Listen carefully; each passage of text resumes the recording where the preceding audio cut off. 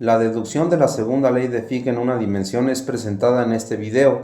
La suposición del sólido semi-infinito se usa para mostrar el cálculo de composiciones en función de la posición y el tiempo. En la descripción se adjuntan ejemplos en archivos de Excel para casos de difusión de carbono, boro y nitrógeno en la fase ferrita del acero.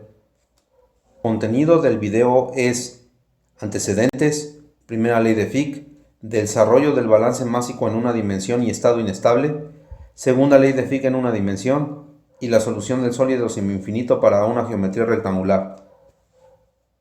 Adolf Eugene Fick nació en Alemania en 1829 y murió en Bélgica en 1901. Fick fue longevo, vivió 72 años, una edad bastante alta por el contexto de salubridad y medio de la época.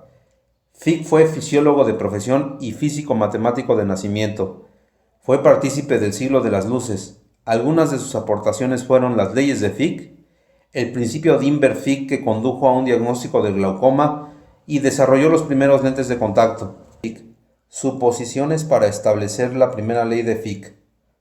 Una placa vertical de espesor delta X en dirección X es sometida a una concentración constante C1 por el lado izquierdo y una concentración C2 del lado derecho. C1 es mayor que C2. Las dimensiones en Y y Z tienen una longitud infinita. Las suposiciones hechas en este sistema son para describir un flujo de masa unidireccional sobre X y perpendicular a la superficie compuesta por los ejes Y y Z. Matemáticamente, la densidad de flujo másico, un vector representado con J mayúscula, es igual al producto del coeficiente de difusión, letra D mayúscula, y el cambio de concentraciones con respecto a la posición, la parcial de C con respecto a la dirección X. El signo menos se añade para que la dirección del flujo sea la correcta, sin importar cuál de las concentraciones sea mayor en el gradiente. La ley de Fick se obtuvo por observación experimental, así que no es una función matemática pura, es decir, no es totalmente teórica. El coeficiente de difusión se determina por medio de experimentos. La densidad de flujo másico J tiene unidades de mol sobre metro cuadrado segundo, mientras el coeficiente de difusión tiene unidades de metro cuadrado sobre segundo. Y la derivada de concentración con respecto a X tiene dimensiones de mol sobre metro a la cuarta. La ecuación general del balance se puede declarar como la entrada más generación es igual a la salida más la acumulación.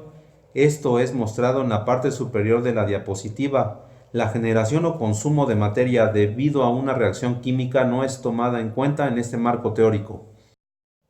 En balances de materia, la entrada se declara con la primera ley de Fick evaluada en la frontera X y la salida con la primera ley de Fick evaluada en la frontera X más delta X. La acumulación se denota como el cambio de concentración con respecto al tiempo dentro del volumen de control. La generación es cero, entonces la entrada es igual a la salida más la acumulación, mostrado en la parte superior de la diapositiva. La entrada se refiere a la densidad de flujo másico evaluada en la frontera X y la salida se asocia a la densidad de flujo másico en la frontera X más delta X. La acumulación se denota como el cambio de concentración con respecto al tiempo en el volumen de control. Con los datos anteriores se realiza el álgebra para encontrar la razón de cambio de la densidad de flujo másico con respecto a la posición. Una vez obtenida la razón de cambio entre la densidad de flujo másico y la posición igualada a la acumulación, se multiplica un signo menos por el numerador para así satisfacer la definición de derivada como límite. Se obtiene el límite cuando el incremento delta X tiende a cero y conduce a la derivada de la densidad de flujo con respecto a la posición. Se sustituye la densidad de flujo másico con la primera ley de Fick y resulta una segunda derivada con respecto a la posición y aparece el coeficiente de difusión. Si el coeficiente de difusión no depende de la posición, este sale de la derivada y se obtiene la segunda derivada de la concentración con respecto a la posición. El resultado mostrado se le conoce como la segunda ley de Fick en una dimensión y coordenadas rectangulares. El coeficiente de difusión es una propiedad que de alguna manera muestra la rapidez en la que un material puede difundir en otro. La condición inicial es la concentración al tiempo cero para todas las posiciones dentro del espesor de la placa en dirección X. Esta concentración se denomina como C subíndice I, CI. Las condiciones de frontera, es decir, las concentraciones en los extremos de la placa se nombran por el lado izquierdo como C subíndice S cuando X es igual a 0, y para el lado derecho se denomina C subíndice I porque X tiende a infinito y la concentración es igual a la inicial.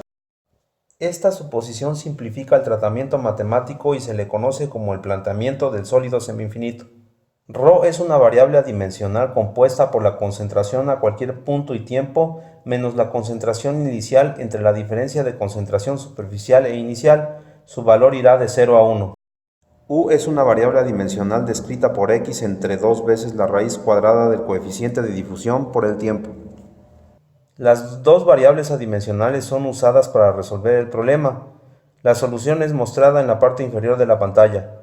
La función de error es una integral que no tiene solución analítica, por lo que se necesitan tablas o métodos numéricos para calcular un valor de la concentración en una posición y tiempo específicos. La gráfica mostrada en la diapositiva tiene como variable independiente a U, es decir, la variable posición-tiempo adimensional. El valor de GU es la variable dependiente y tiene un rango de 0 a 1. El valor de U se obtiene fijando la posición donde se necesita conocer la concentración, el tiempo de cálculo y el coeficiente de difusión. Sin embargo, los valores de GU no se obtienen de una fórmula analítica, por lo que los resultados de la integral se presentan en forma tabulada para la resolución de problemas. Aplicación de la ley de Fick en un problema de carburización. La concentración inicial es la composición de la 0,1008, equivalente a una concentración de 0,8% en peso de carbono.